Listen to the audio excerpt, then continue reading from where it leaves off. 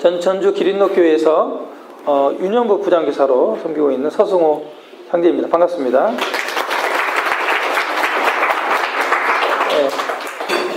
주례 강습회 역사상 돈에 관련된 얘기는 처음 하는 것 같기도 하고 그렇습니다. 저희들이 계속 강습할 때마다 연보로 자원함으로 하나님께 드린 연보로 지금 운영을 하고 있잖아요. 2001년도부터 해왔으니까 17년이 넘도록 이렇게 부족한 없이 하나님 채워주시고 일하고 계십니다.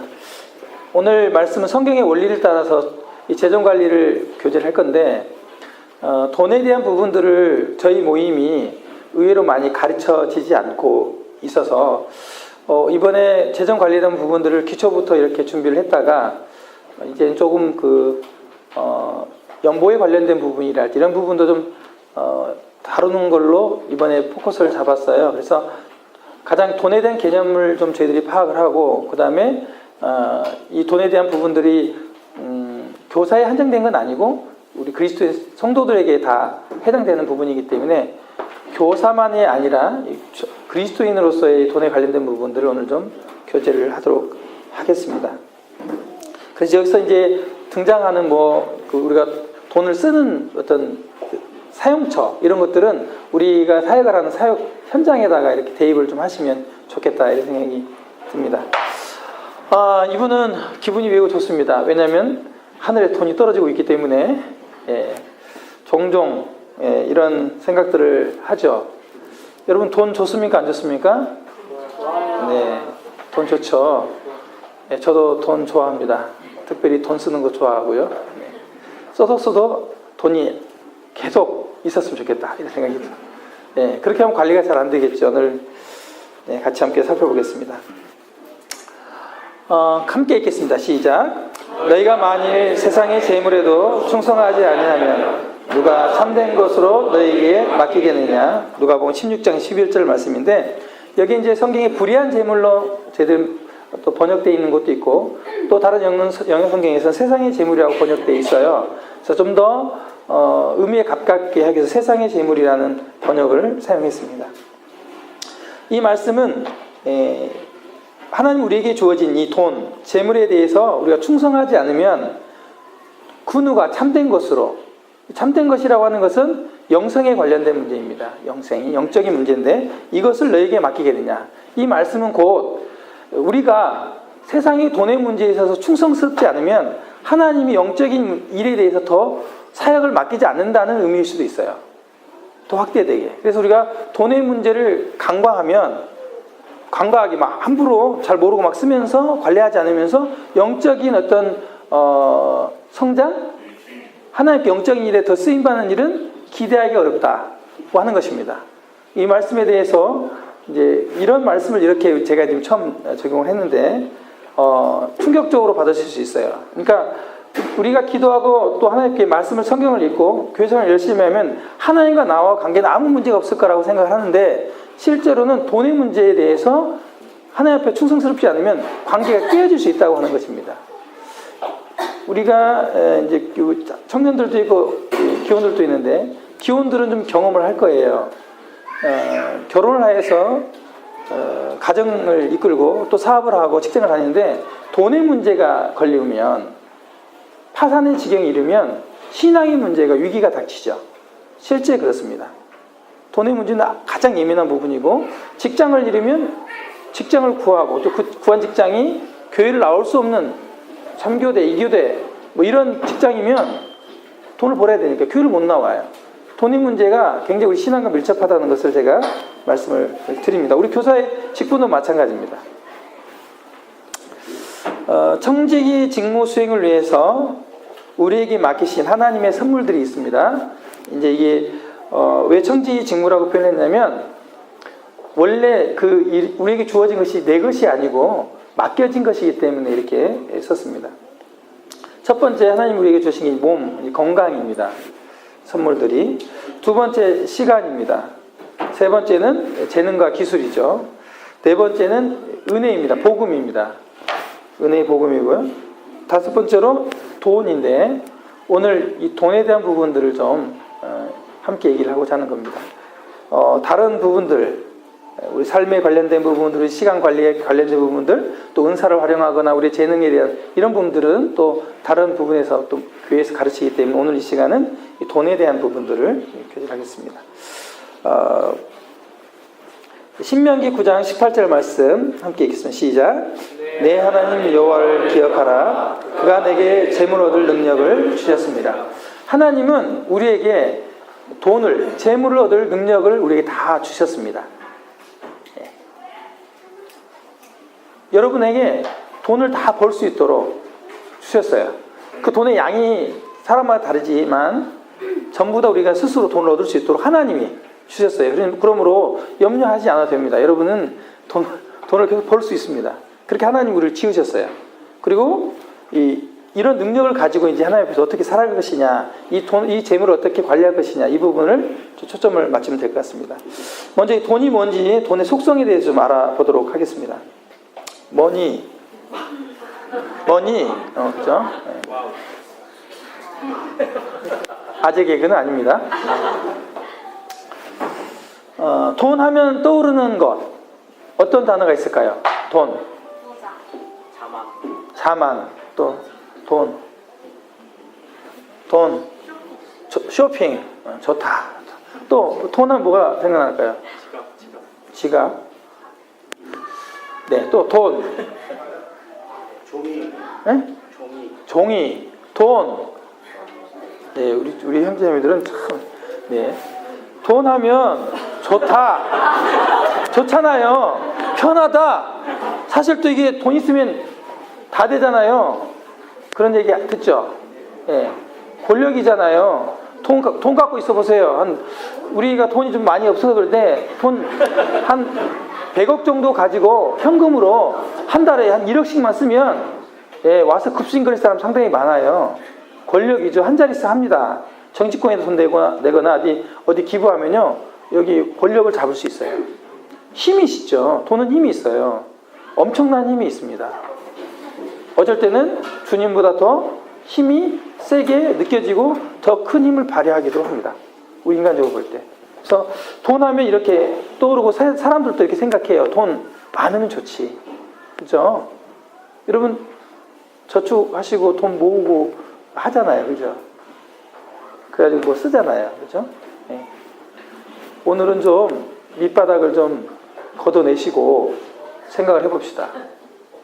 왜냐하면 저희들이 돈에 대해서 되게 오해하는 게 많은데, 돈은 더럽다, 돈은 육신적이다, 돈은 뭐 이렇게 하는데 그렇지 않습니다. 돈은요, 하나님께서 주신 거예요. 돈 더러운 거 아닙니다. 돈 우스운 거 아니에요. 성경에서도 전도 10장 19절에 돈은 범사에 이용되느니라 이렇게 말씀하고 있어요. 돈은 매일 매사에 항상 이용되는 겁니다. 우리는 돈이 없이는 못 살아요. 돈을 가지고 사니까. 그런데도 불구하고 우리가 돈을 약간 터부시 여기거나 아니면 약간 속이죠.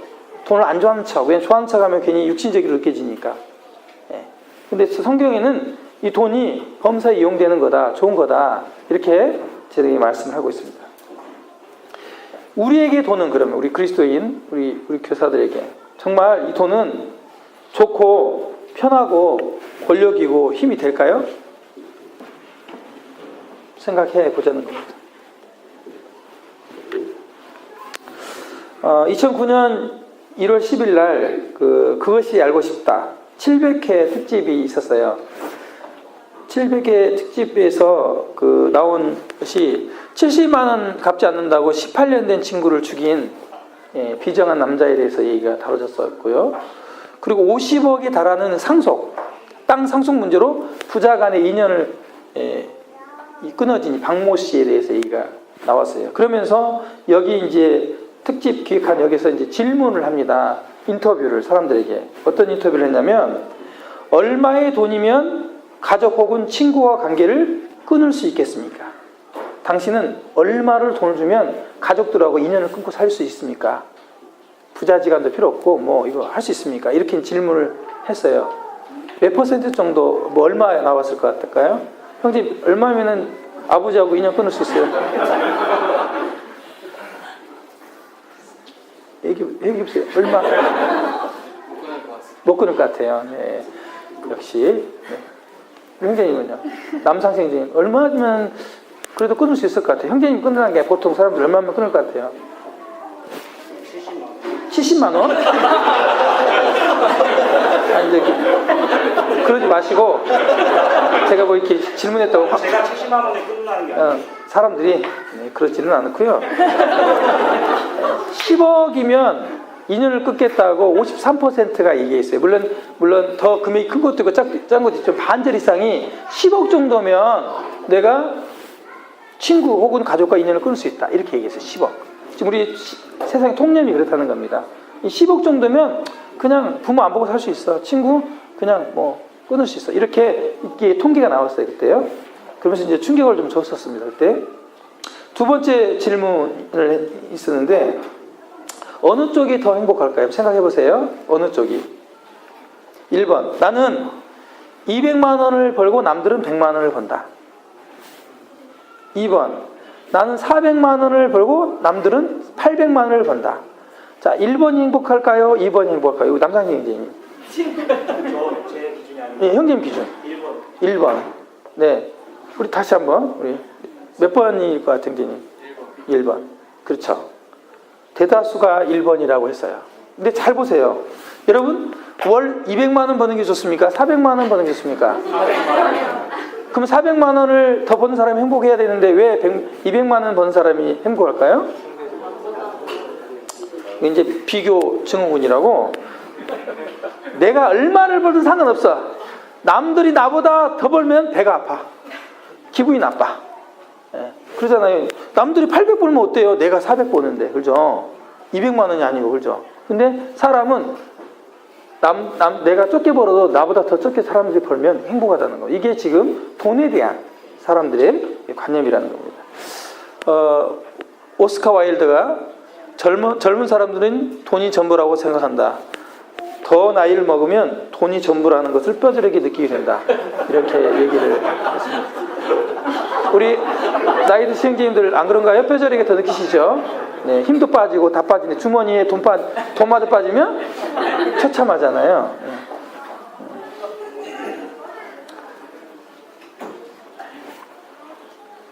그 사람들이 돈에 관련돼서 얼마나 비교의식을 가지고 있고 그 돈을 얼마나 의지하는지, 그죠? 돈에 대한 어떤 그 마음, 우리가 가진 마음이 본성적으로 어떤 마음을 가지고 있는지를 좀 여실히 드러내줍니다. 세 번째 의미 있는 질문인데요. 오늘 의미 있는 질문 세 가지를 준비를 했고 보너스로 한 가지를 더 준비했습니다. 로또 복권 1등 당첨된 특집을 최근에 좀 한번 했었어요. 근데 이 로또 1등이 당첨되면 제일 먼저 무엇을 하고 싶은지 사실 설문조사를 했습니다. 뭐일 것 같아요? 여러분, 우리 수영자매는 로또에 당첨되면 뭐 하고 싶어요? 제일 먼저? 퇴사. 좋아요. 네. 퇴사. 그렇죠. 이거 돈이 로또가 당첨됐는데 왜 일을 해? 바보 아니야? 놀아야지? 조성봉 인재님은 로또 1등 당첨되면 뭘 하고 싶으세요? 생각 안 해보셨어요? 한번 해주시죠. 뭘 당첨됐다. 뭐 하고 싶으세요? 여행 간다. 네. 형님 솔직하게 얘기하세요. 왜 그렇게 조심히 얘기하세요? 세계 일주 이런 거 하고 싶다 이거죠. 네, 그러잖아요. 네. 그럼 하시면 괜찮죠. 네. 근데요, 로또 1등 당첨 이 대다수 사람들이 배우자부터 바꾸겠다 그랬어요. 충격적이죠? 나는 돈 딱 벌면 우리 남편, 우리 마누라 갈아치우겠다. 실제로 대다수가 있을 수가 있을까요? 그렇다는 거예요. 의미 있는 질문 네 번째. 이건요, 흥사단 투명사회 흥사단 이름이 별로인데 어떤 투명사회운동본부 윤리센터에서 이 2010년부터 매년 초등학교, 중학교, 고등학교 정직윤리의식을 이렇게 조사를 해요. 우리 청소년들이 얼마나 정직한지, 그 윤리의식이 얼마나 가지고 있는지 이걸 이제 조사를 했는데 그 중에 질문 사항이 이거 있습니다. 질문 사항이 뭐 있냐면, 만일 10억이 생긴다면 잘못을 하고도 1년 정도 감옥에 들어가도 괜찮다. 이런 항목을 넣었어요. 그래서 여기서 괜찮다에 동그라미 친 비율을 조사를 했어요. 나는 뭐 10억이 생긴다면 1년 정도는 깜빵 생활을 할 수 있어. 이것이 초등학교, 중학교, 고등학생들에게 조사를 했는데 이런 결과가 나왔습니다. 2012년도에는 12%가 괜찮다. 초등학생이. 고등학생 44%. 그리고 2015년도죠. 벌써 3년 전인데 56%가 고등학생이 괜찮다고 했어요.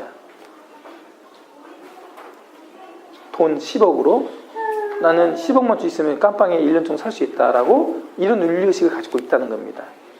지금은 좀 더 프로테이지가 더 올라갔겠죠. 지금처럼 실업률이 이렇게 높고 어려운 상황에서. 그래서 우리에게 이 돈이 정말 좋고 편하고 권력이고 힘이 될까요? 우리 그리스도인들에게. 돈의 속성 말씀드리겠습니다. 먼저 돈의 속성은 살아있고 발이 달렸다. 그래서 저축보다 소비가 쉽다. 여러분 돈 버는 게 쉬워요? 돈 쓰는 게 쉬워요? 예, 뭐 그냥 통장에 돈 들어오자마자 자동으로 카드 대고 쫙 빠져나가지고 3,000원 뭐 이렇게 남는 경우도 있고 다시 카드로 또 일도 살고 그런 경우 있잖아요. 그렇죠? 예. 여러분 여기 교재에 나와 있지는 않으니까 말씀을 드리는데 카드는요 하나님이 미래에 주신 양식을 오늘 갖다 먹는 겁니다. 말하자면 농사 지으려고 애기는 씨 있죠. 씨 다시 농사 지을 그 종자 씨를 먹어버리는 거예요. 여러분 쓰는 신용카드는 우리 전 세계적 금융위기나 이런 게 오기 시작한 게 미국에서 신용카드가 쓰기 시작할 때부터 나오기 시작한 거예요. 신용카드는 미래의 나의 돈을 미리 땡겨서 쓰는 거예요. 그러니까 필요를 위해 쓰는 게 아니라요. 욕망을 위해 쓰는 겁니다. 욕망을 위해서. 그걸 하시고. 쓰는 재미, 모으는 재미, 중독성이 있어요. 사실 모으는 재미도 있어요. 그렇죠? 쓰지도 않아. 시지리도 모아요. 죽을 때까지. 모으는 재미도 있고 쓰는 재미도 있어요. 쓰는 재미가 제일 재밌죠. 네, 요즘에.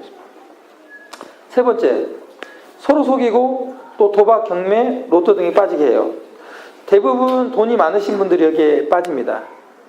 제가 보면은 이렇게 도산하신 분 보면 평소에 월 뭐 돈이 몇 억씩 들어오는 분이에요. 월 버는 것이. 그 이분들은 우리는 100만 원, 200만 원 이렇게 월 1억씩 들어오면 우리가 생각하는 100만 원이 그들은 1000만 원 정도, 한 5천만 원 정도 써야 100만 원의 느낌을 들 정도로 이렇게 되는 거죠. 그리고 성장하거나 또 기형성장으로 힘들게 해요. 이게 투자를 하기도 하고 또 부채로 힘들게 하기도 합니다. 제가 사실 다 이런 것들을 경험하고 있기 때문에 말씀드리는 거예요. 제 비즈니스 하고 있거든요.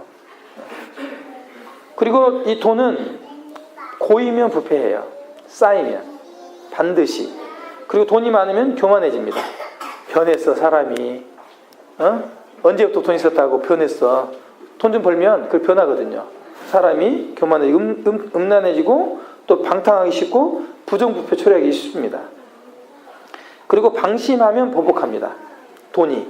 그래서 오히려 자신을 보복해. 본인에게 돈이 공격합니다. 그래서 세밀하게 관리를 해야 된다.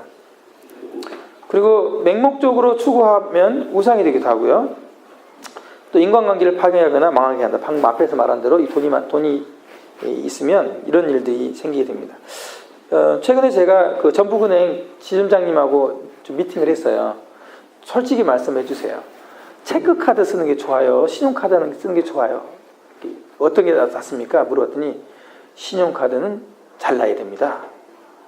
은행장이 본인은 카드 팔아먹는 분인데도 체크카드 써야죠. 이렇게 얘기하더라고요.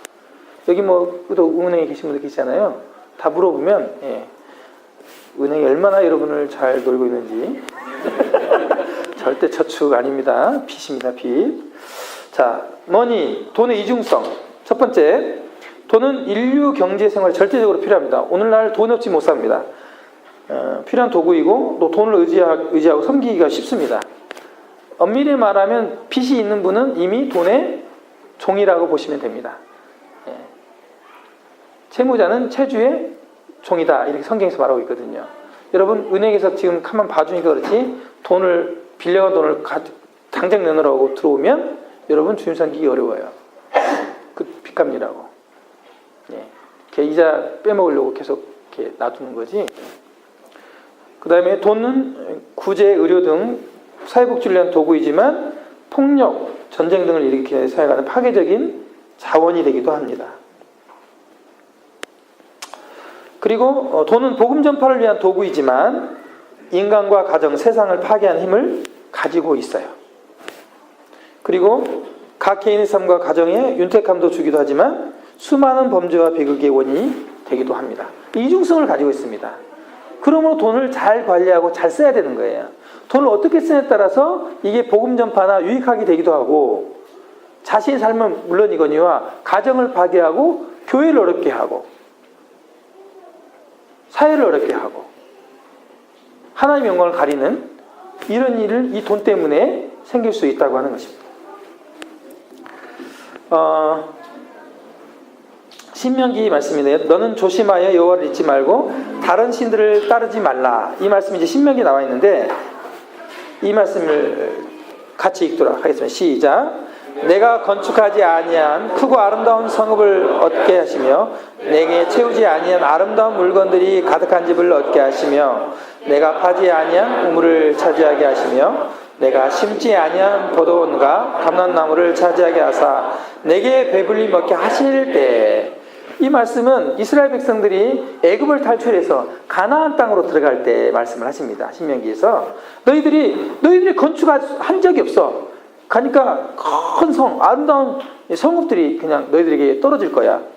그리고 얻게 될 거야. 그리고 너희들이 너희들이 열심히 채우지 않으면 그런 아름다운 물건들이 가득할 한 집을 얻게 할 거야. 하나님이. 그리고 너희들이 힘써 파지 아니한 우물, 시원한 우물, 가뭄에도 마르지 않은 우물, 이런 우물들을 차지하게 하실 거야. 그리고 너희가 심지 아니한 포도원과 감람나무를 차지하게 할 거야. 그리고 너희들이 배부르고 정말 윤택하게 살 거야. 그때 너희들이 어떻게 될 것이냐를 하나님이 경고하시는 겁니다. 그때 너는 조심하여 너를 애굽 땅 종되었던 집에서 인도하여 내신 여호와를 잊지 말라. 이 말은 위의 것이 하나님을 잊게 할 가능성이 있다 없다? 있다는 거죠. 내 하나님 여호와를 경외하며 그를 섬기며 그의 이름을 맹세할 것입니다. 너희는 다른 신들 곧 내 사면에 있는 백성들의 신을 따르지 말라. 너희 중에 계신 너희 하나님 여호와는 질투하시는 하나님이신즉 너희 하나님 여호와께서 내게 진노하사 너를 지면에서 멸절시키기가 두려워하노라.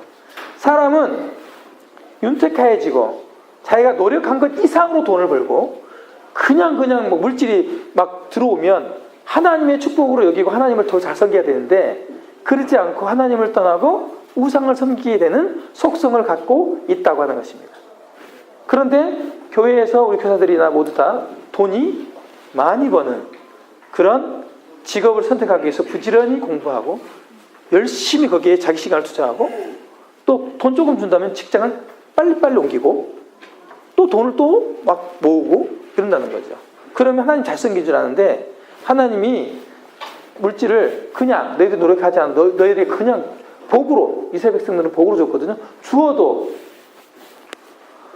하나님을 잊어버리고 다른 신들을 섬길 수 있는 요지가 우리 인간에게 있다고 하는 것입니다.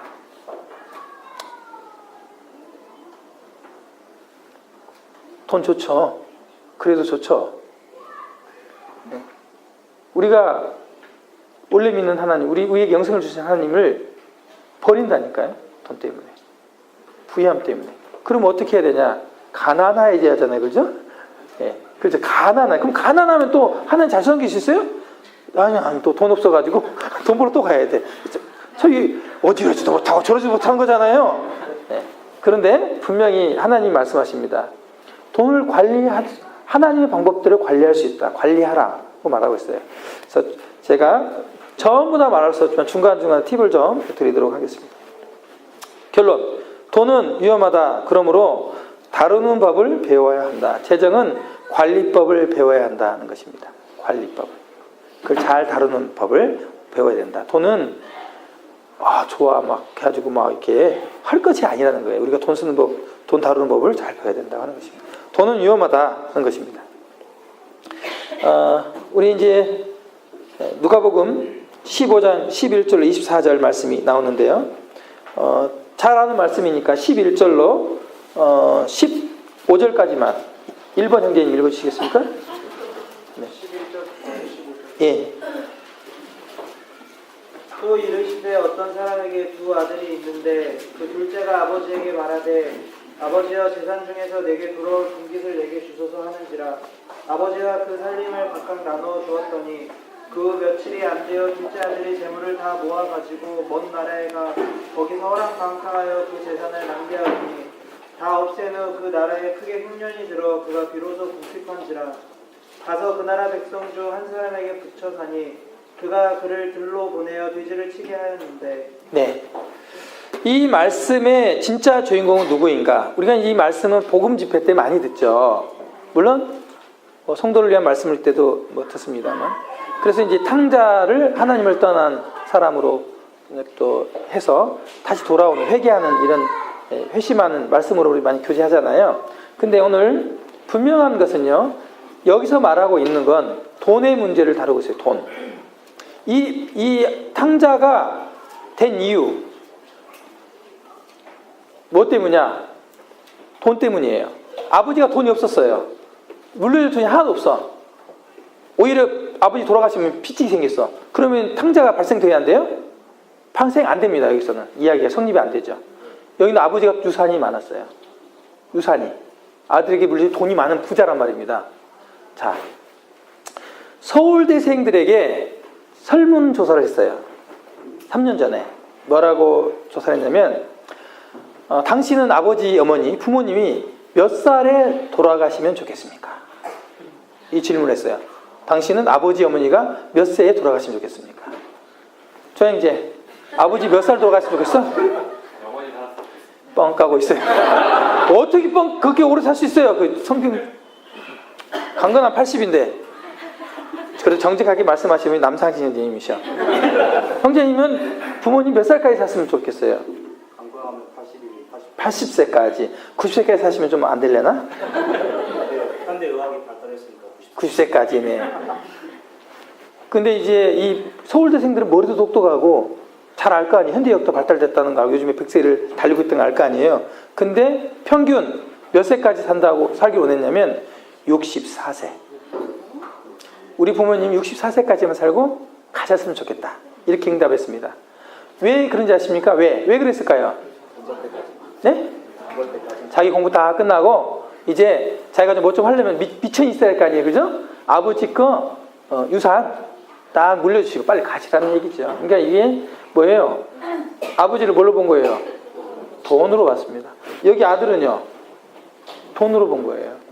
사실은 유대인 이 전통상요. 살아계신 아버지한테 유산을 달라고 하는 것은요. 있을 수 없는 일입니다. 이런 자식은 돌로 쳐가지고 죽여도 싸요. 그 당시에. 근데 아버지한테 아버지 어차피 물려주실 거 좀 살아있을 때 물려주시죠. 이 얘기는 아버지를 뭘로 봤다? 돈으로 본 거죠. 네. 돈으로 봤어요. 이 아들이 둘째 아들이 왜 이렇게 할 수 있었을까요? 왜? 돈이 힘이 있으니까요. 돈이 힘이 있으니까. 그 아버지가 유산을 물려줬는데 현금으로만 준 게 아니에요. 부동산도 주고 다 주셨는데 얘가 급하게 정리를 해가지고 자기 나름대로 이제 다 화랑방당 쓴 거죠. 관리를 잘 하는 게 아니고 쓴 거죠. 네. 어쩌면 얘가 죽을 때까지 미래를 위해서 아버지가 물릴 유산인데 돈인데 평생 쓸 것으로 계산하지 않고 한꺼번에 써버린 관리하지는 않은 거죠. 이 말씀에서 우리가 이 말씀에 실제 재물이 등장하고 또 이 유산이 등장하게 돼 돈의 문제로 이 말씀을 우리가 좀 깊이 생각해 봐도 된다는 거예요. 하나님의 말씀을 그냥 그대로 문자 그대로 우리가 본다면 이 문제는 유산과 돈의 문제를 다루고 있다고 하는 것입니다. 세상 사람들과 하나님의 돈 다루는 방식의 차이를 좀 잠깐 소개하도록 하겠습니다. 여러분은 세상 사람들의 방식과 같은 생각을 갖고 있는지 아니면 하나님의 방식으로 생각하고 있는지 한번 스스로 이렇게 생각해 보면 좋겠습니다. 세상적인 관점에서의 돈, 재물의 주인은 나다. 내 돈이야, 내 돈, 내 거야.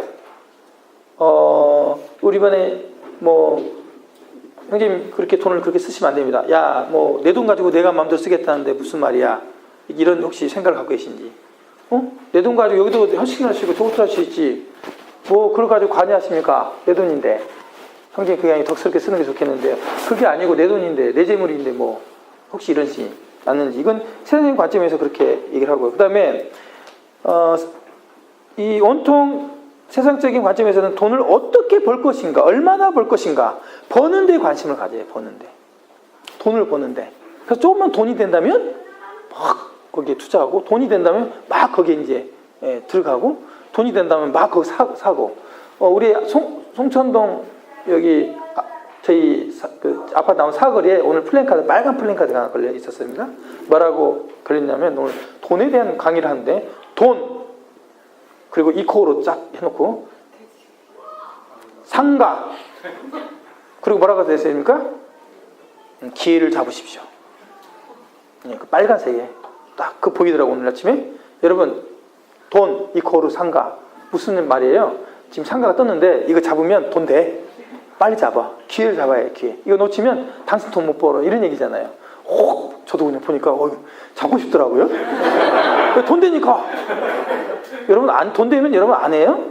여러분 직장 다니는 거 다 돈 벌려고 다니는 거잖아요. 그죠?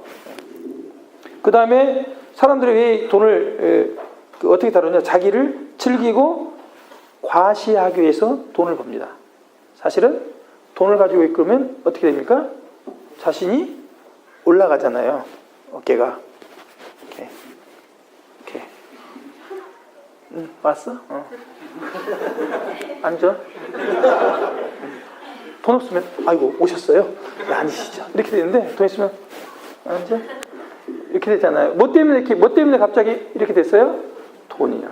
자신을. 근데 그렇게 하면 굉장히 기분이 좋거든요. 기분 좋잖아요.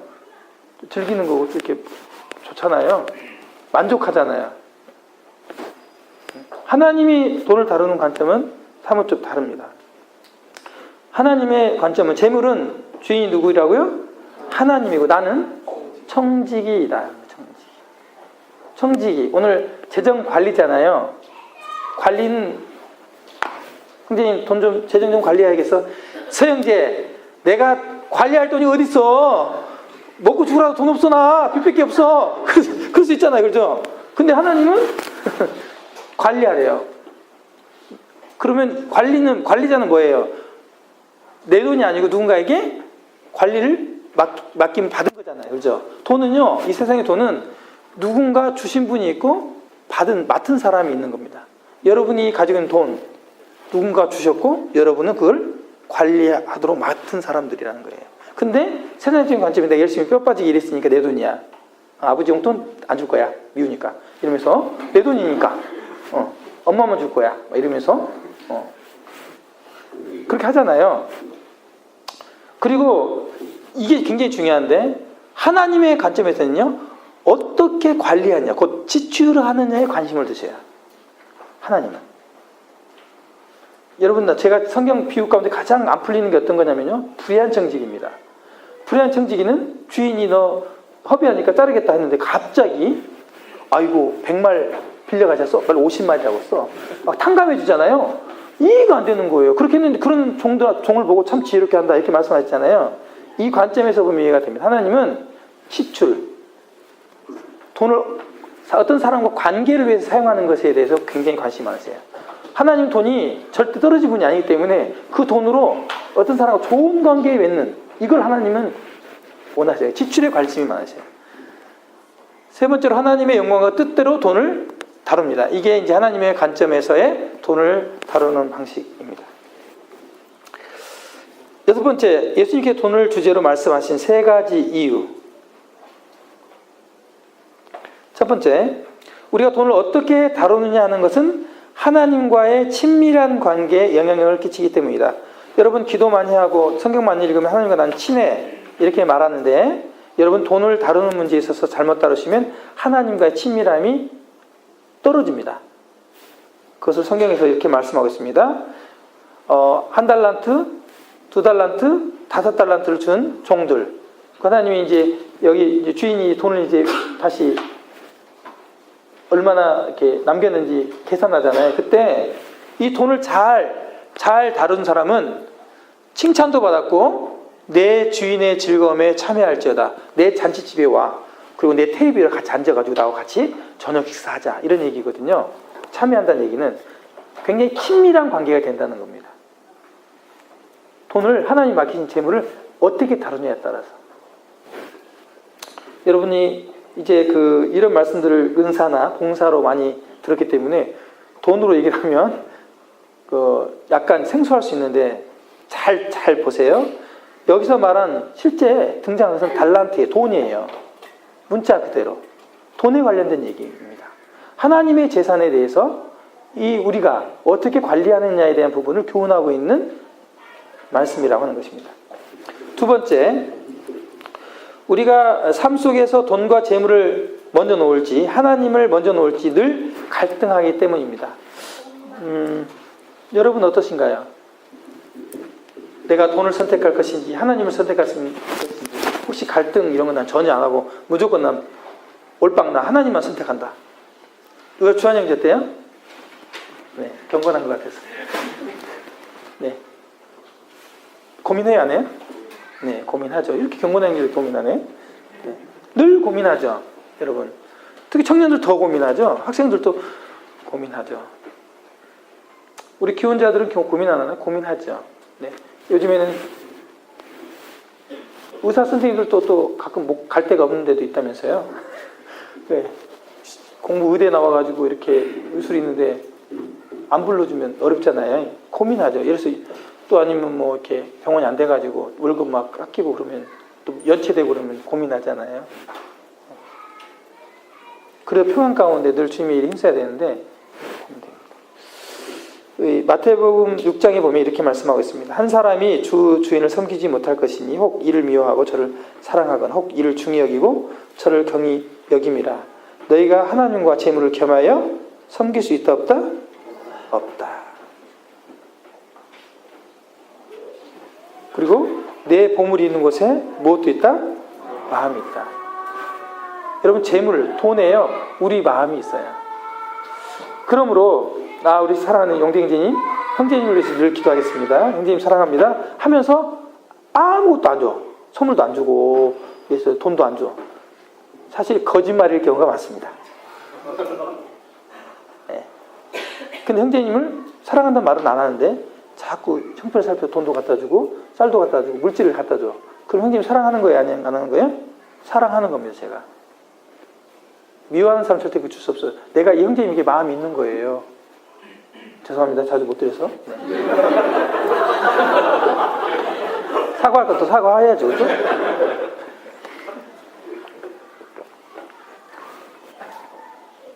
우리 그리스도인 항상 두 주인을 섬길 수 없기 때문에 이 문제에 대해서 고민한다. 주님이 실제 재물, 하나님과 재물을 겸해서 살 수 없기 때문에 고민할 수가 없다고 말씀하고 있습니다. 세 번째, 왜 예수님이 이런 돈의 문제를 얘기하냐면 하나님은 돈을 지혜롭게 사용하기를 바라시기 때문에 우리가 돈을 지혜롭게 사용하기를 바라세요. 돈을 안 쓰고 이렇게 막 욕심꾸러기처럼 그렇게 가지고 막 품에 안고 이렇게 하라는 게 아니라 사용하는 데 하나님 관심이 있긴데 지혜롭게 사용하기를 원하신다는 거죠. 성경에 사실은 2359절이 돈에 관련된 직접적인 요절입니다. 구원, 은혜, 믿음의 모든 단어를 합친 것보다 많습니다. 성경에 믿음, 구원, 은혜 이 단어를 다 합친 것보다 요절보다 그 돈에 대한 얘기가 더 많다고요. 굉장히 많은 프로테지를 가지고 있음에도 불구하고 우리가 돈에 대한 얘기를 거의 안 가르치기 때문에 어쩌면 성경을 균형 있게 못 가르치고 있다고도 생각할 수 있어요. 우리가 돈에 대해서 많이 못 배우면 성경을 균형 있게 우리가 모른다고 보시면 돼요. 하나님은 돈에 대해 상당한 부분을 성경에서 언급하셨는데 이는 돈 문제가 우리에게 큰 도전이라는 것을 아시기 때문입니다. 실제적으로 돈이 우리에게 우리 신앙과 우리 삶에 엄청난 도전이기 때문에 돈을 어떻게 쓸 것인지에 대해서 구체적으로 성경에서 우리에게 말씀하고 있다는 것입니다. 그리고 살다 보면 우리가 돈에 대한 스트레스나 고민, 또 이 돈 때문에 우리의 결혼, 가정, 행복, 건강들이 이런 데 많은 영향을 미친다는 것을 알 수가 있습니다. 자, 그러면 이 돈에 대한 소유권에 대해서 먼저 좀 살펴보도록 하겠습니다. 신명기 10장 14절 우리 김아령 님이 한번 읽어주시겠습니까? 영동이 님 그 다음 찾아주시고요.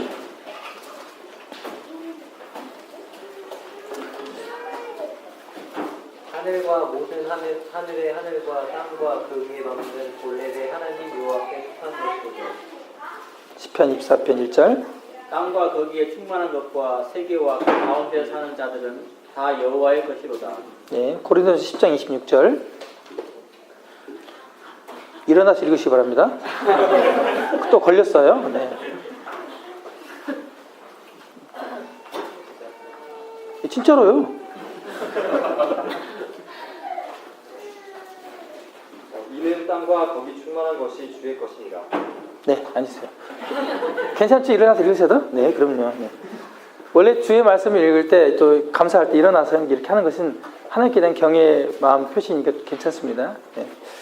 여기서 보면 재정의 소유권이 누구에게 있다고요? 예, 하나님께. 주님이 이 세상의 모든 것을 소유하고 계시다. 소유주다.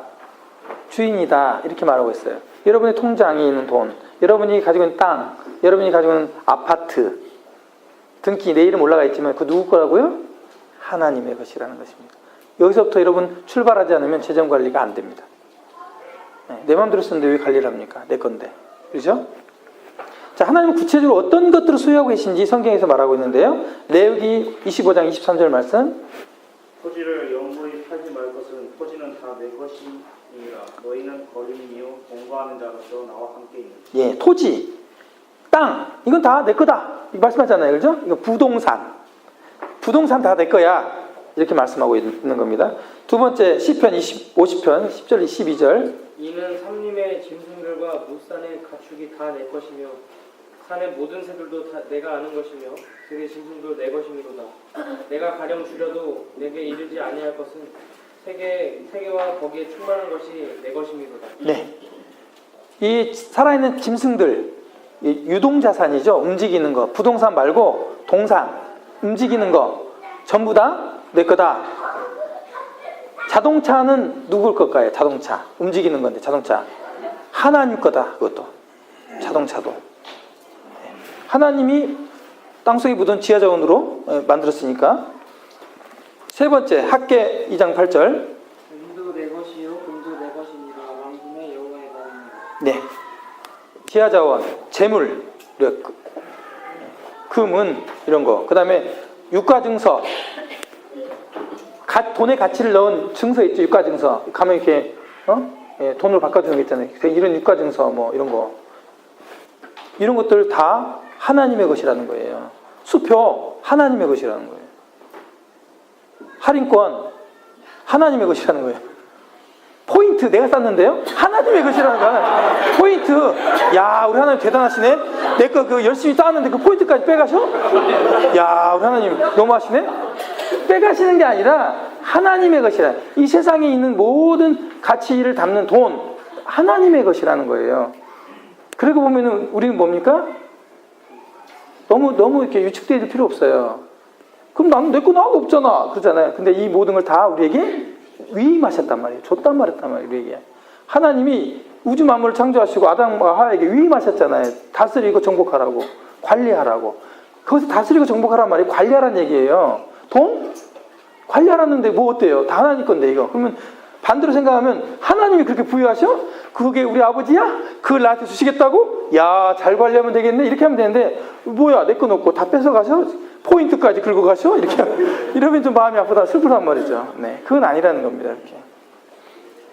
하나님 구체적으로 부동산, 동산, 재물 이런 모든 것이 하나님의 것이다라고 선포하고 계셔요. 지금 말씀 가운데서. 자, 그런데 그럼에도 불구하고 도전이 되는 상황들이 있습니다. 신실한 한 사람의 인생에 일어나는 어려운 상황에도 하나님이 관여하시고 그 경험을 선하게 사용하시는 것을 아는 것이 왜 중요할까요? 이 말이 뭐냐면 이게 하나님이 전부 다 소유하고 있다는데 힘들어. 내가 하나님 자녀인데 하나님의 자녀로 살고 있는데 힘들어. 맨날 나는 뭔가 좀 안 되는 것 같고 막 돈도 다 그냥 어떻게 좀 사기당하는 것 같고 맨날 힘들어. 나는 왜 이래? 열심히 사는데 왜 이래? 아침 새벽 5시 일어나고 저녁 새벽 1시에 들어가는데 왜 나는 이렇게 찌질하게 살고 나는 지하 반지하에 살고 왜 나는 왜 이렇게 살아? 이렇게 하는 이런 상황들이 있을 수 있잖아요.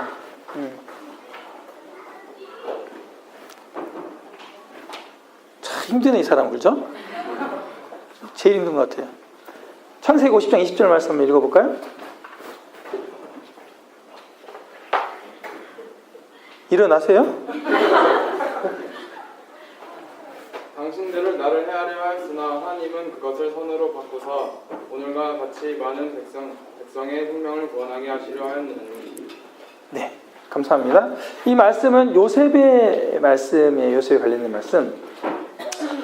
하나님은 하나님을 사랑하고 주님께 온전히 순복한 사람들의 삶의 모든 상황에 사실 하나님이 의를 위해서 사용하세요. 그 상황을 전부 다 알고 계시고, 우리 요셉의 경우에 보면 그가 형들에게 죽임을 당할 뻔했다가 팔려가잖아요. 정말 이건 있을 수 없는 가장 자존감이 떨어지는 정말 슬픈 일이잖아요. 이웃 사람한테 그렇게 돼도 슬픈 일인데 친형들한테 그렇게 됐으니 얼마나 힘들겠어요.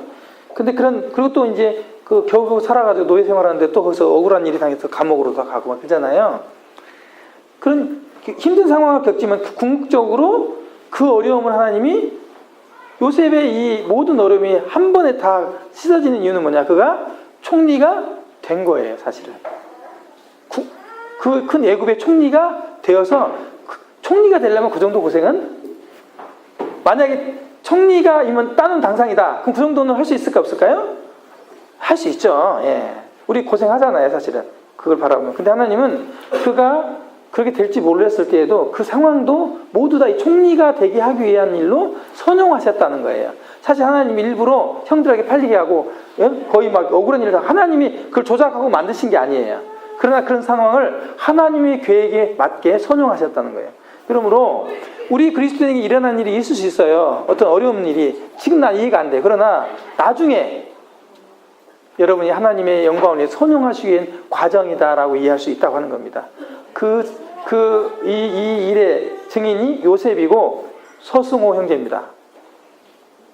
서승호. 제가 이렇게 살았어요. 요셉처럼 팔렸냐고요? 그건 아니고 제가 아무것도 무일푼에서 지금까지 이렇게 살았어요. 하나님 왜 이렇게 고생하게 하셨는지.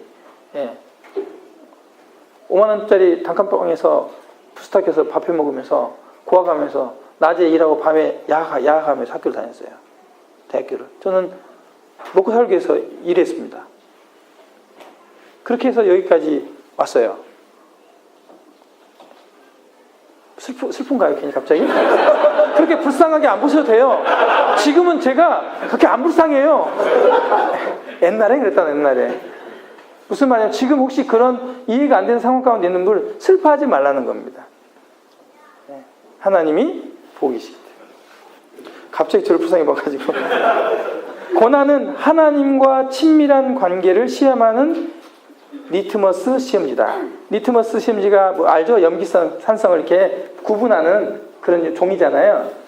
산성이네? 이 염기성이네? 이거 알아내는 거잖아요. 여러분, 고난이 없으신가요? 하나님과 친밀하지 않을 수 있다고 보시면 됩니다. 나는 하나도 안 고생스러워. 난 좋아. 뭐하고 친밀할까요, 그러면? 고난을 그렇게 슬프고 불쌍하게 볼 문제는 아니라는 겁니다. 하나님의 안에서는 그렇습니다. 두 번째 도전이 된 상황입니다. 악한 자가 부자로 잘 살고 신실한 자가 그러지 못한 현실. 이거 어떻게 해석이 되냐? 아니, 하나님이 다 소유를 하셨고 그렇다면 제발 좀 우리 믿는 그리스도인들 떵떵거리게 좀 살게 하셔가지고 그래가지고 뭐 돈도 막 연보도 하고 그래가지고 전도도 하게 하시고 하면 되지. 왜 그렇게 교회 다니는 사람은 떼꾸죽물나게 사냐 말이지. 왜? 이해가 안 된다. 다 그런 건 아닙니다. 근데 또 예수님 믿고 부자로 사시는 분도 계시는데 잘 못 사는 사람도 있어요. 또 부자로는 사는데. 영적인 관점에서 보면 이제 부자와 나사로를 통해서 우리가 이해할 수 있는데, 부자로 산 이 부자 이름을 이 성경책에 기록하지 않은 것은요, 좀 의도가 있어요. 그가 얼마나 하나님을 하나님과의 영생에 관심이 없었는지, 얼마나 그 영혼이 가벼운 존재가 되었는지 그 이름조차 하나님이 밝히지 않거든요. 근데 나사로가 등장하고 이 관점으로 보면 이 부자는 땅에서 돈은 있었는데 천국 갔어요, 못 갔어요? 못 갔어요. 근데 가난한 거지는요, 나사로는요, 갔어요. 누가 잘 됐어요? 별로 부자 되고 싶은 모양이죠? 예. 그런 관점에서 생각하면 내가 부자가 아니고 좀 그리스도인인데 가난하게 산다 할지라도 그렇게 또 슬픈 일은 아닙니다. 그런 영적인 관점으로 보면. 그리고 요셉의 상황, 방금 전에 말했는데 그 상황을 보면 그렇게 또 비참하게 볼 부분은 아니다. 예. 그리고 이 부분에 대해서 시편에서 이렇게 얘기하잖아요. 하나님, 제가 실족을 뻔했는데요. 왜 이렇게 하나님을 안 믿고 악한 자들은 잘 살고 하나님 섬긴 사람들이 이렇게 못 삽니까? 이 부분에 하나님과 이제 얘기하다가 하나님께 고백하는 시편의 길이 있잖아요. 그런 성경 말씀을 깊이 묵상하시면 될 것입니다. 고난은 위장된 하나님의 축복이다, 이런 말이 있습니다. 하나님의 축복인데 약간 위장 아닌 것처럼 위장된. 그래서 여러분 주 안에서 하나님의 이름을 위해서 이렇게 고난을 받는 이런 일들 혹시 있으시면, 정말 주를 위해서 죽도록 살고 더 많이 헌신하고 그렇게 하나님을 사랑하고 살아가는데 왜 나는 이렇게 반지하를 못 벗어나냐? 슬퍼할 일이 아니라는 겁니다. 하늘의 상급이 클 것이고 이 땅에서 하나님의 특별한 축복을 얻게 하시기 위해서 위장된 축복을 하나님이 내리고 있다, 이렇게 이해하셔도 무방합니다. 근데 사람들은 그렇지 않거든요. 돈을 가지고 돈이 없으니까 너는 복도 지질이 없어 이러면서 사람 완전히 막 깔아뭉개고 막 그러잖아요. 그렇게 볼 문제가 아니라는 거지. 왜냐하면 돈의 주인은 누구라고요? 하나님이시기 때문에 그렇습니다. 자, 그러면 이 돈의 주인이 하나님이신데 이 재정의 공급자 보겠습니다. 시편 34편 9절로 10절 말씀 읽으십시오. 너희 성도들아, 여호와를 경외하라. 저를 경외하는 자에게는 부족함이 없도다. 젊은 사자는 궁핍하여 줄일지라도 여호와를 찾는 자는 모든 것에 부족함이 없으리로다. 마태복음 6장 31절로 33절. 그러므로 염려하여 이르기를 무엇을 먹을까, 무엇을 마실까, 무엇을 입을까 하지 말라. 이는 다 이방인들이 구하는 것이라. 너희 하늘 아버지께서 이 모든 것이 너희에게 있어야 할 줄을 아시느니라. 그런즉 너희는 먼저 그의 나라와 그의 의를 구하라. 그리하면 이 모든 것을 너희에게 더하시리라. 빌립보서 4장 19절. 나의 하나님이 그리스도 예수 안에서 영광 가운데 그 풍성한 대로 너희 모든 쓸 것을 채우시리라. 네, 감사합니다. 하나님이 우리의 필요를 채우시기 위해서 어떤 약속하셨습니까? 방금 말씀 가운데서 그 필요를 하나님이 채워주겠다. 걱정하지 마라. 그냥 너는 그 나라 그를 먼저 구하라. 내가 다 채워주겠다. 이렇게 약속하셨어요, 하나님이. 우리 하나님이 약속하신 약속을 완벽하게 지키시잖아요. 그래서 하나님은 우리의 필요를 채우시겠다고 했어요. 그런데도 불구하고 부족함이 우리가 느낍니다. 그게 뭐냐면 우리의 필요가 아니라 우리의 욕망이에요, 욕망. 이 필요의 삶이란 기본적으로 우리가 필요한 것들, 음식이나 옷이나 집 이런 것들 하나님이 채워주시겠대요. 시간이 지나니까 그런 것들이 채워지더라고요. 그러니까 우리가 이제 제가 40살이 넘어서 제 집을 갖게 됐는데 40살이 넘어가니까 집이 가져지더라고요. 30살이 넘어가면 필요해서 차를 샀는데 차가 또 하더라고요. 근데 이게 다 그런 건 아니지만 그냥 제가 성실하게 살면요 그렇게 부족하게 안 살아요. 그 욕심을 내 가지고 막 어디에다 막 한탕하고 막 다 잃어버리고 또 막 빚내 가지고 미리 써버리고 이래 가지고 빚더미 올라가지고 어려운 거지. 사람은 이렇게 살면서 말씀대로 살아가면 그냥 고만고만 살도록 하시는 것 같아요. 제 삶을 볼 때. 왜냐하면 제가 아무것도 없었거든요.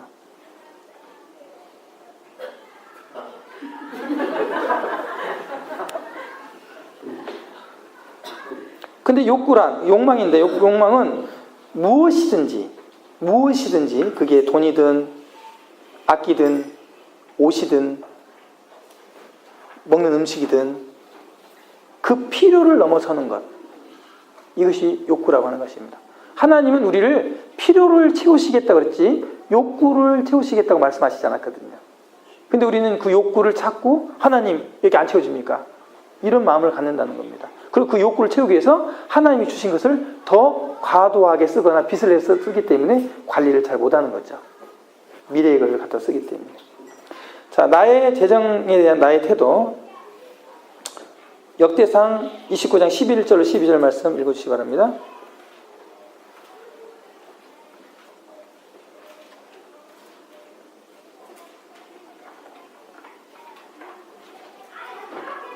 일어나서 읽으세요. 네. 여호와여 위대하신가 권능과 영광과 승리와 위엄이 다 주께 속하였사오니 천지에 있는 것이 다 주의 것이로소이다. 여호와여 주권도 주께 속하였사오니 주는 높으사 만물의 머리이시니이다. 그와 귀가 주께로 말미암고 또 주는 만물의 주제가 되사 손에 권세와 능력이 있사오니 모든 사람을 크게 하신가 강하게 하신 이 주의 손에 있나이다. 네, 감사합니다. 이 말씀은 암송하시면 좋을 것 같습니다. 굉장히 길죠? 근데 이 말씀을 암송하시면 좋아요. 매일매일 여러분 읽어보십시오. 우리 주님 어떤 주님이신지, 그분이 가지고 계신 게 어떤 건지. 그래서요, WWJD, 네. 예수님이라면 어떻게 했을까? 어떤 분은 자기 재정을 사용하는데 어떤 태도를 갖냐면, 지갑을 이렇게 패스포드를 딱 꺼내면요, 지갑을 딱 열면 하나님의 지갑 딱이 써놓은대요. 하나님의 지갑. 그럼 돈을 어떻게? 조금 이렇게 생각하고 쓴다. 또 카드를 쫙 꺼내잖아요. 카드에 하나님의 카드. 여러분 자식들이 이거 엄마 카드야. 그럼 왔싸 하고 막 1,000만 2,000만 긁나요? 못 긋죠. 너 얼마 써? 그러면 그 안에 쓰잖아요. 하나님이 그렇게 맡기신 거예요. 카드를, 지갑을. 그럼 우리가 어떻게 쓰겠어요? 내 돈 쓰지. 물 펑펑 내 체면치레 아니라고. 내가 할게. 돈 얼마 안 나올까? 25만 원 내가 쓸게. 이렇게 안 한단 말입니다. 내 돈이 아니잖아요. 그죠? 과신하지 않는다는 거죠. 예수님이라면 지금 이 상황에서 어떻게 돈을 집행하실까? 어느 정도 지출할까? 이런 태도를 이 말씀을 볼 때 하나님의 것이라면 그렇게 갖게 된다는 것입니다. 이런 마음들을, 이런 장치들을 여러분들이 좀 한다면 하나님의 맡긴 재정을 잘 관리할 수 있지 않을까? 이런 생각을 해봅니다. 그럼에도 불구하고 우리는 부자가 되고 싶다는 생각을 수시로 하게 됩니다. 왜 그런 생각이 든다고 생각하는가? 용대인님, 부자가 되고 싶어요? 안 되고 싶어요? 되고 싶습니다. 형제님 마음이나 내 마음이나 똑같네. 근데 왜 부자가 되고 싶어요? 형제님. 누리고 싶은 게 생각이. 그렇죠. 누리고 싶은 게. 전 나이가 들수록 부자가 되고 싶어요. 나이가 들수록. 왜 그런지 아십니까? 다리에 힘이 빠져가지고 두려워요. 앞으로 돈도 더 못 벌 것 같고 나중에 돈 없으면 살기 힘들 것 같고 지금부터 돈 못 벌면 어떻게 해 이제. 연금도 조금밖에 안 나온다는데 미래에 대한 두려움 때문에 그런 생각이 들 수가 있습니다. 실제로요. 돈을 우리가 쌓아오는 이유. 왜 돈을 쌓아뒀습니까? 돈을 의지하기 위해서 그렇습니다. 아니라고요? 잘 생각해 보세요. 여러분 통장에 돈이 두둑히 있으면 든든합니까? 안 든든합니까? 예수님이 계시면요. 안 든든해. 예수님이 함께 계신다는데 안 든든해. 그것은. 예수님이 계셔도 거기다 돈도 좀 같이 두둑히 있어야 든든해. 예수님은 좀 멀리 계셔도 괜찮은데 돈은 좀 가까이 있었으면 좋겠어. 제가 지금 농담 따먹기 장난 얘기하는 거 아닙니다. 양심적으로 지금 호소하는 겁니다. 부끄럽지만 제 양심을 여러분께 말씀드리면서 얘기하는 거예요. 저만 나쁜 놈 만들어 상관없는데 어차피 강사는 어쩔 수 없습니다만은 여러분 잘 생각해 보세요. 이 부분을 정직하게 하나님 앞에 안 나가면 재정 문제 관리 안 됩니다. 우리가 미래에 대한 두려움을 가지고 있어요. 그리고 돈을 의지하며 살려고 부자가 되고 싶은 겁니다. 부자가. 물론 과신하고 뻑이고 권력 행사하고 자기 이런 것들을 누리려고 하는 것도 있죠. 편하게. 그죠? 편하게 일 안 해도. 마태복음 6장 33절 너희는 먼저 그의 나라와 그의 일을 구하라. 그래야만 이 모든 것을 어떻게 한다고요? 너희에게 더하신다. 이 말씀 묵상하세요. 두려워하지 마시고. 너 지금까지 어떻게 내가 인도했는지 봤잖아. 너 아무것도 없었는데 여기까지 인도했잖아. 그러니까 그 나라 그걸 그냥 구해. 내가 다 가지고 있으니까 다 줄 테니까 걱정하지 마. 이 말씀을, 이 약속의 말씀을 묵상하시고 두려움을 떨쳐버리시기 바랍니다. 왜냐하면 우리는 계속 이 부자가 되고 싶은 마음과 두려움을 가질 수밖에 없는 연약한 존재이기 때문입니다. 두 번째, 더 쓰고 싶고 좋은 것 갖고 싶고, 그래서 그런 생각을 가질 수 있어요. 저기 이제 자매가 카메라 좋은 걸 갖고 있는데, 저 카메라 나는 조그만 똑딱이 이거 뭐 핸드폰으로 막 닦고 막 닦고도 좀 시리기 나오는데 그 카메라 찍으면 막 좋거든요. 막 의리하게 사진 나오고, 우와 갖고 싶어. 몇백만 원짜리인데 그러려면 어떻게 해야 돼요? 돈이 있어야 될 거 아니에요. 그리고 또 더 쓰고 싶어요. 똑같은 걸 갖고 있으면 남들보다 좀 더 좋은 거, 남들보다 좀 더 나은 예쁘고 더 아주 프로페셔널한 그런 옷들, 막 이런 것들, 먹는 것도 거기서 먹었어? 대단하다. 막 이런 것들, 이런 생각 때문에 부자가 되고 싶은 겁니다. 그리고 더 존경받고, 존중이란 말도 말 수 있어요. 영어로 형제님 뭐죠? 리스펙트? 예. 존중인가요? 예. 존경 혹은 존중받고 싶은 생각이 그럴 수 있어요. 돈이 있으면 아이고 큰아버지한테 가자. 왜? 돈 많으니까. 명절 때 꼭 찾아와. 왜? 용돈을 한 20만 원씩 팍팍 주거든. 그럼 큰절도 잘하고. 존중받잖아요. 돈 없어. 아이고 왔는데 아이고 요거 음식이나 먹고 가. 식혜나 내놓고 돈 용돈을 안 줘. 그럼 와요 안 와요? 안 가. 아빠 가기 싫어 거기. 존중받지 못하잖아요. 그러니까 부자 되고 싶은 거예요. 근데 웃지 마세요. 여러분 안 그래요? 그럴 수 있습니다. 그렇다는 겁니다. 그럴 때 마태복음 23장 11절 말씀을 묵상하시기 바랍니다. 마태복음 23장 11절 말씀 읽어주시겠습니다.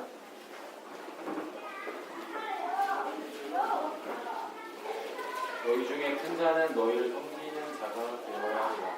네. 이 돈으로 존경받으려고 하지 마시고 다른 성도들을 섬기고 봉사하고 이런 것으로 충분히 존중받을 수 있기 때문에 그렇게 하시면, 이 말씀을 묵상하시면 되겠습니다. 다섯 번째로 이제 드림과 나눔 좀 하겠습니다. 사실 상당히 약간 가볍게만 좀 다루고 주제를 가고 있어요. 깊이 안 들어가지는 않고요. 이 드림과 나눔 부분 이제 드리겠습니다. 누가복음 16장 보면 이 부자와 나사로 말씀이 나와요.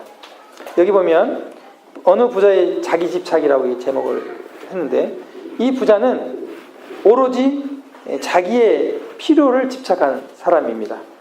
이 사람을 눈을 뜨고 자기 주변을 보질 않아요. 오로지 모든 돈을 자기를 위해서 쓰는, 자기 배불리 먹고 자기를 위해서. 그리고는 결국 이 부자는 그렇게 하다 보니까 영생을 놓쳐버립니다. 영적인 걸 놓쳐버려요. 여러분, 물질을 이제 하나님이 주실 건데 또 실제 주고 계세요. 어떤 사람은 월 100만 원 주시는 분이 있고, 하나님이 어떤 사람 10만 원 주는 경우도 있고, 어떤 사람 500만 원 주는 사람도 있습니다. 사람에 따라 왜 그렇게 차별하시냐? 차별이 아니고 그 사람 쓰임에 맞게 하나님 주시는 거거든요. 근데에도 불구하고 나는 10만 원밖에 안 줬기 때문에 하나님께 드릴 게 어디 있어? 나 쓰기도 힘들어. 이렇게 할 수 있어요. 그럼 500만 원 받은 사람은요? 아이고 너무 많으니까 나는 한 400만 원 드리고 100만 원과 생활해야지. 이럴 것 같습니까? 500만 원도 부족해. 500만 원도. 다 똑같아요. 그래서 이 드림과 나눔에 대한 부분들을 여러분들 돈이 많고 적은 상관, 하나님이 주신 것은 하나님께 드리고 이웃과 나누라고 주신 거예요. 아까 하나님의 관점이 뭐였죠? 돈을 버는 데 관점이 있다고요? 세상적인 관점은 버는 데 관심이 있지만 하나님은 쓰는 데에 관심이 있어요. 쓰는 데. 어떻게 쓰느냐. 그러면 여러분들이 하나님께 정말 하나님 관점에서 부자가 되고 싶으시면 돈을 잘 쓰시면 돼요. 그럼 하나님이 또 주셔요. 제가 자녀가 둘이 있는데 용돈을 줬는데, 아버지 용돈 좀 더 주세요. 야, 어제 줬는데 다 썼냐? 예, 다 썼어요.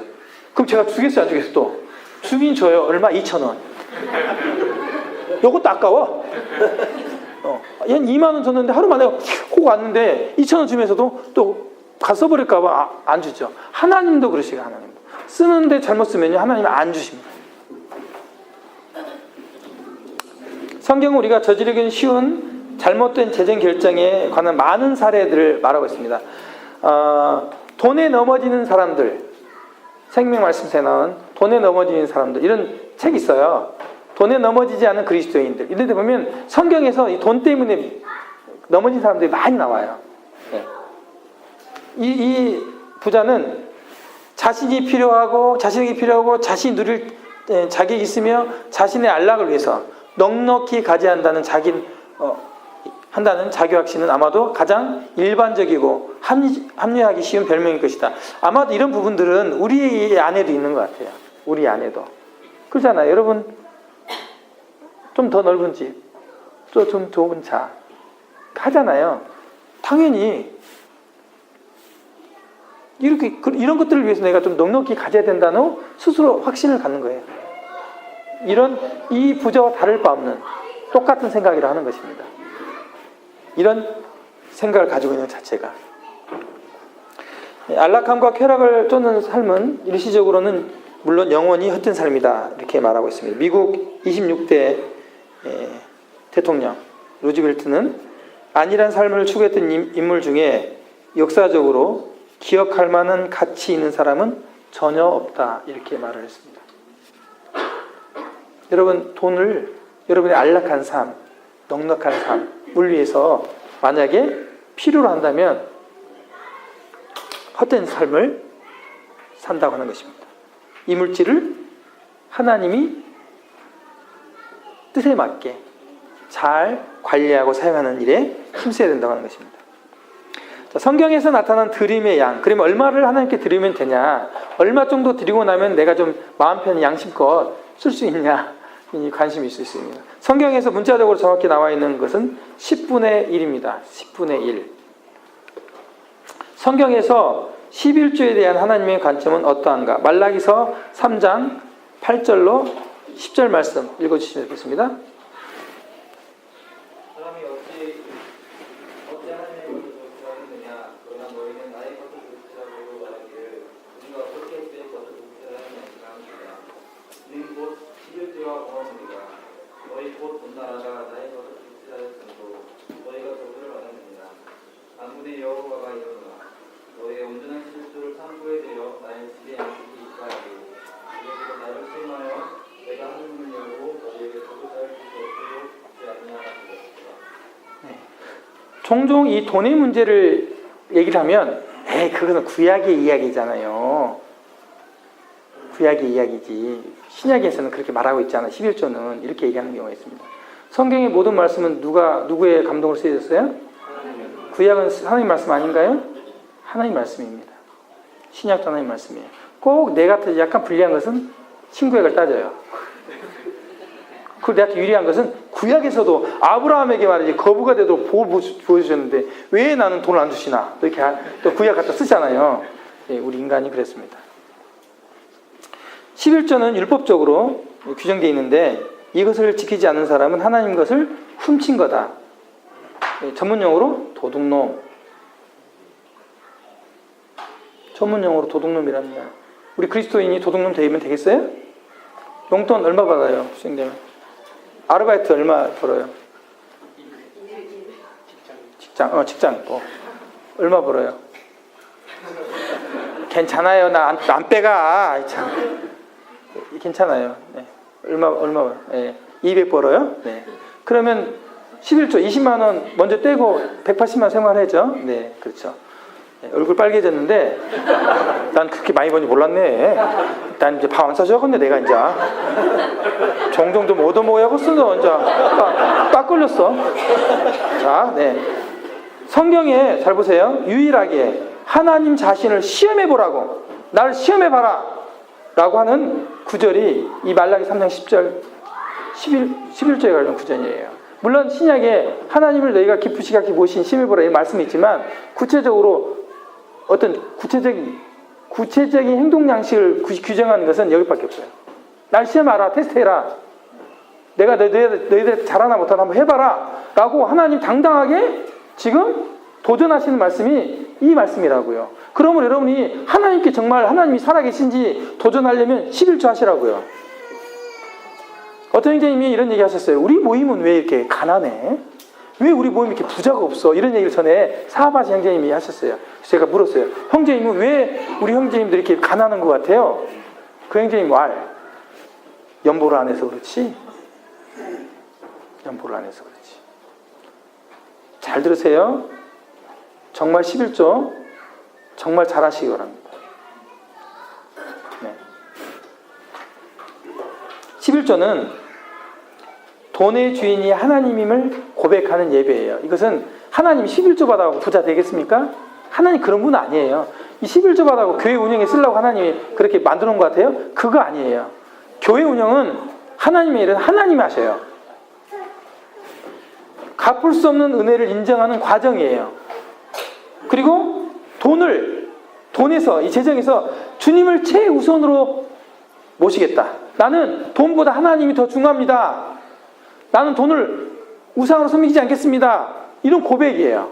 11조는. 두 번째, 성경에 나타난 드림의 양. 우리 신명기 14장 28절 29절 말씀 읽겠습니다. 크게 읽어주세요. 내 생각 끝에 그해 수분의 10분의 1을 더 내어 내 성을 습진하여 너희 중에 좀 지나온 기억이 없는 여인과 내 소중히 거류하는 과 및 부하와 과부들이 얻어 먹고 그들에게 하라. 이하면 내 하나님 여호와께서 내 통로하는 범사에 내게 복을 주시리라. 네. 15장 7절 8절을 읽지 않겠습니다. 이게 무슨 말씀이냐면 매 3년마다 소득의 10분의 1을 따로 매월 내는 거 말고 또 그 3년마다 그 총액의 10분의 1을 총액의 3년의 총액의 10분의 1을 떼서 해서 저축해서 가난한 자를 위해서 규지했다는 거예요. 11조 매월 보내는 걸 끝낸 게 아니라 3년 동안 여러분 번 거 통계내서 그 중에 10분의 1을 따로 저축하는 거죠. 그럼 어떻게 되는 거예요?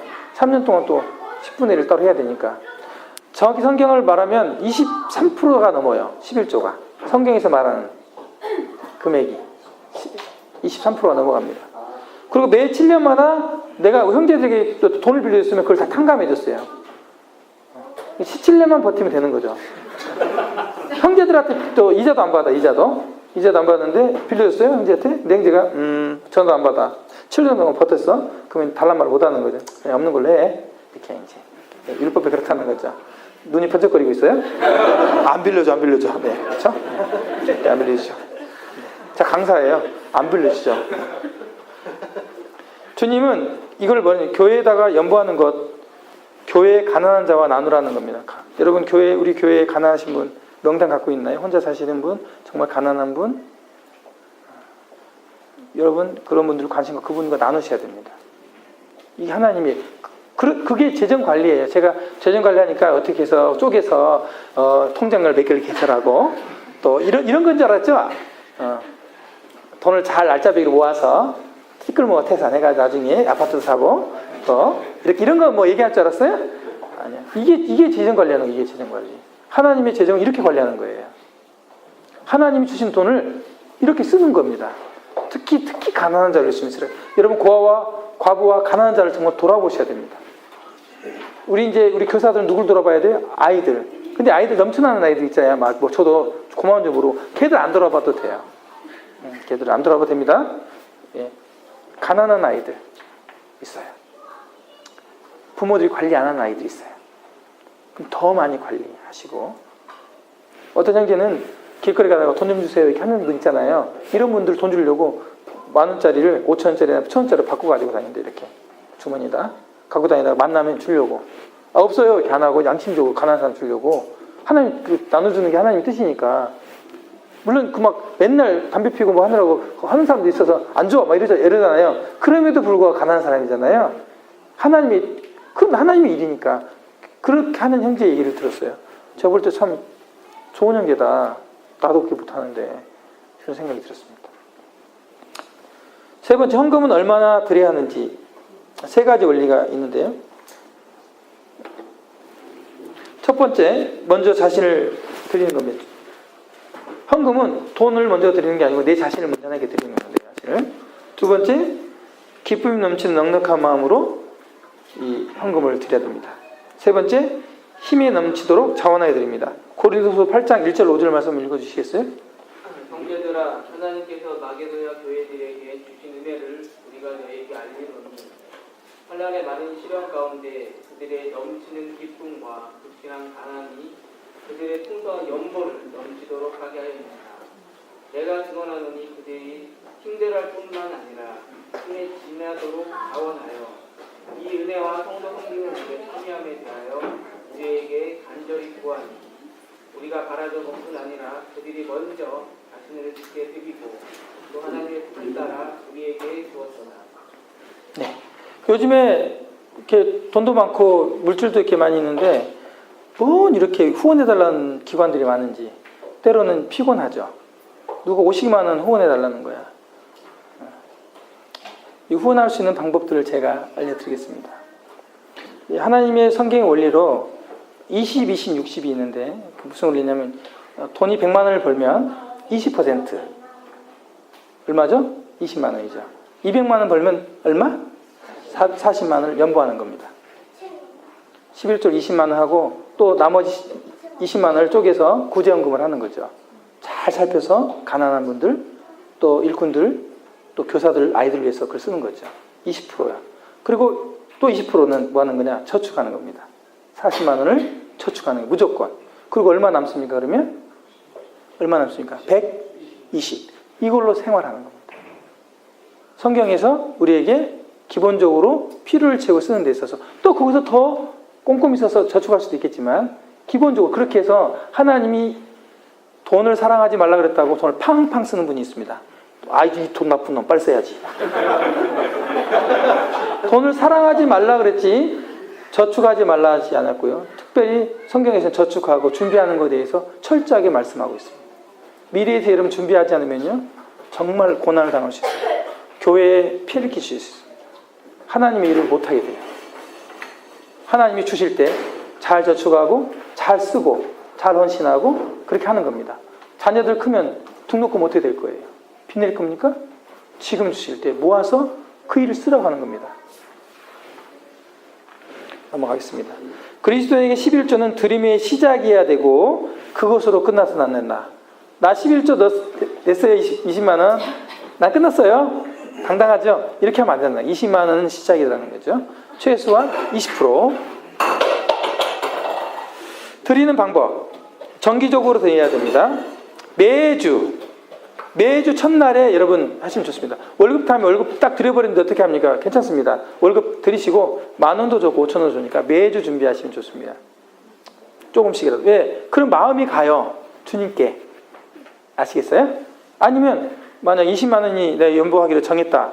그러면 15만 원 먼저 뚝 드리고 5만 원을 5주 동안 나눠서 드릴 수도 있겠죠. 어쨌든 매주 연보를 준비하는 것은 아까 뭐라 했지? 예배, 하나님께 대한 예배. 그분 이제 물질을 내 하나님보다 먼저 두지 않겠다는 고백이니까 그럼 좋습니다. 개인적으로 드린다. 이 말은 뭐냐면 우리 아버지가 우리 가족들 거 다 냈어요. 나는 안 내도 돼. 나 용돈 받아서 쓰는데 무슨 연보예요. 이런 이제 사람들이 있어요. 아니에요. 연보는 각자 자기 개인으로 내는 겁니다. 또 개인적으로 모아서 드린다. 이 부분 제가 말씀드리겠습니다. 이 부분은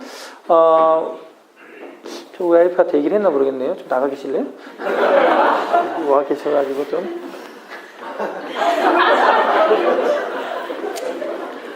여러 통장이 제가 좀 있는데 그 중에 주님의 것이라는 통장이 있습니다. 주님의 것 따로. 이 주님의 것에는 제가 사업을 하다가 돈을 좀 이렇게 하나님이 좀 넉넉히 주시다가 또 보너스 개념으로 들어왔거나 아니면 이건 하나님 헌신해야겠다 작정하는 마음들이 있는 돈들이 있어요. 그 돈은 그 통장에 넣습니다. 액수와 상관없이. 그리고 나의 필요를 그 통장에서 단 한 푼도 빼서 쓰지 않습니다. 이 돈을 뭐 하냐?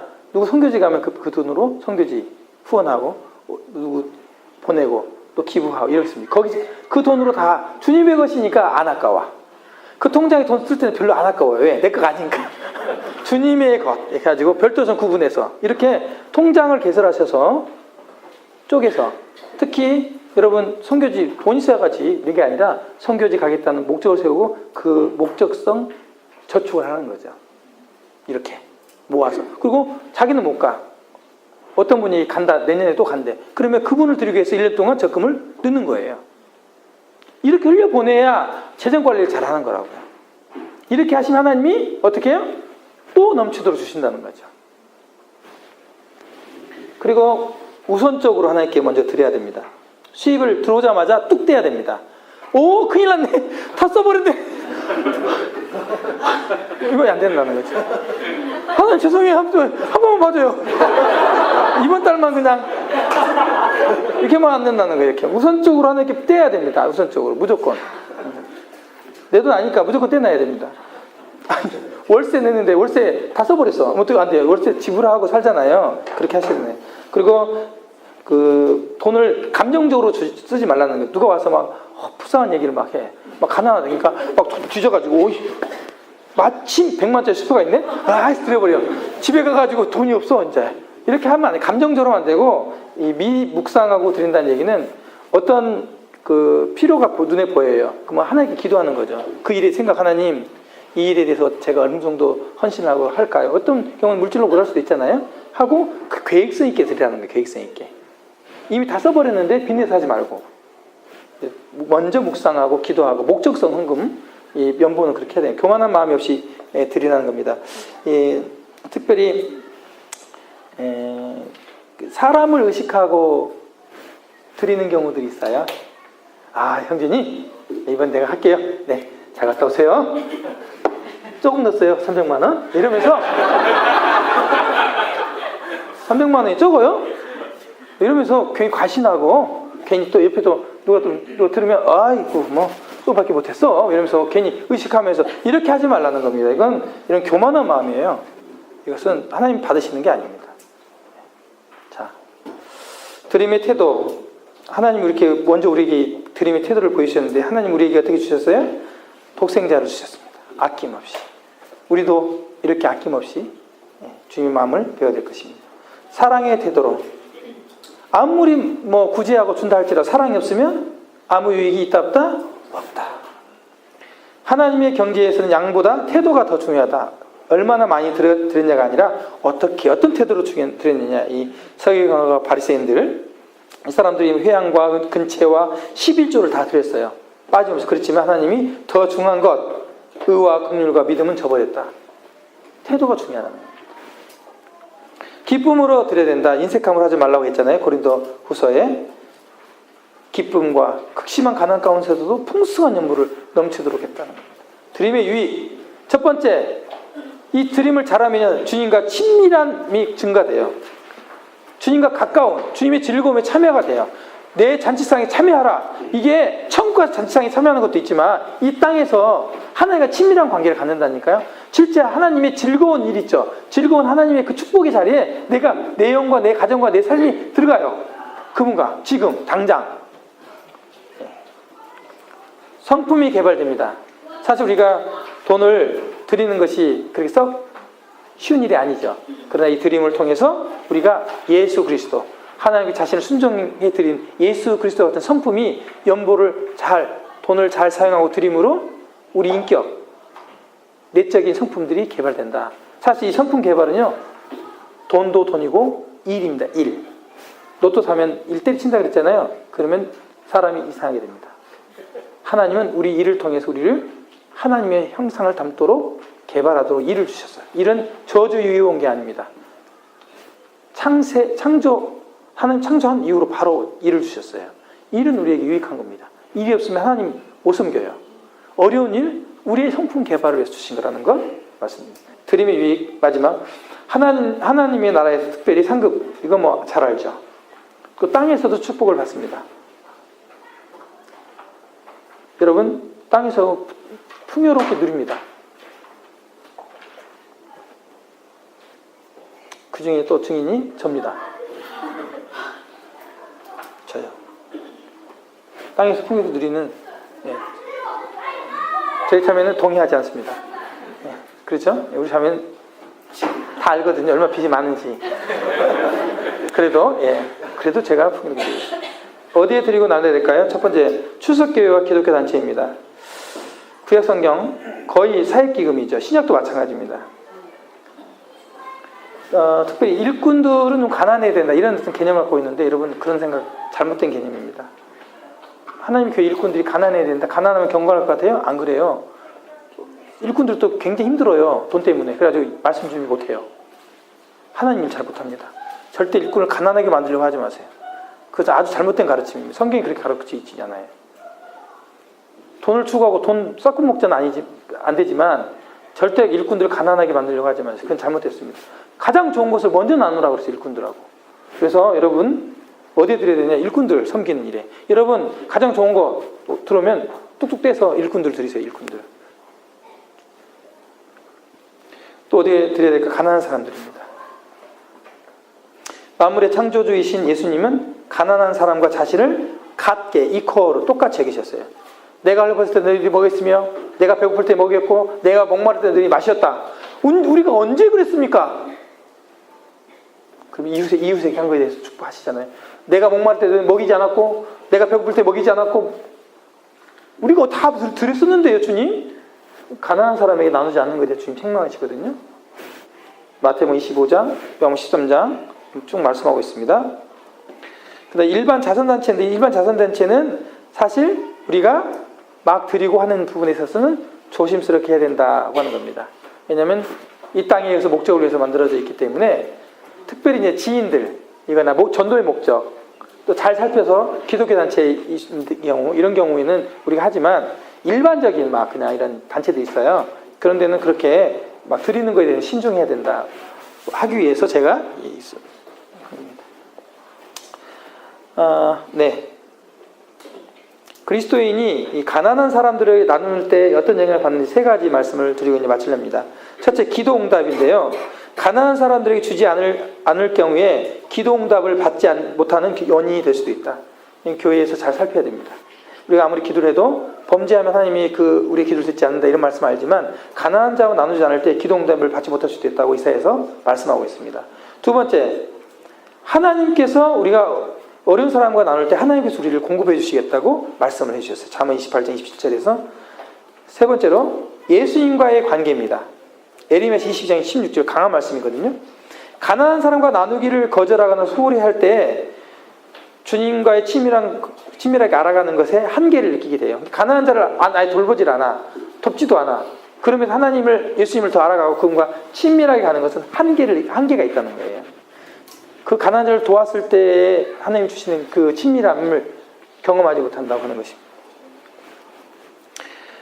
마칩니다. 알렉산더 포프가 이렇게 얘기했습니다. 예전보다 더 연약해진 사탄은 인간을 가난한 자가 아니라 부자로 만들어서 유혹한다 이렇게 말하고 있습니다. 오늘날 물질 만능주의가 돼서 돈이면 다 된다고 하는데 우리가 부자가 되고 싶어하고 부자를 만들어 놓고는 결국 부자가 되면 주님을 잘 섞일 것 같은데 더 타락시키고 돈을 주인 섬기는 이런 부분으로 만들고 오늘 말씀이 여러분 재정관리에 100% 충분하진 않습니다.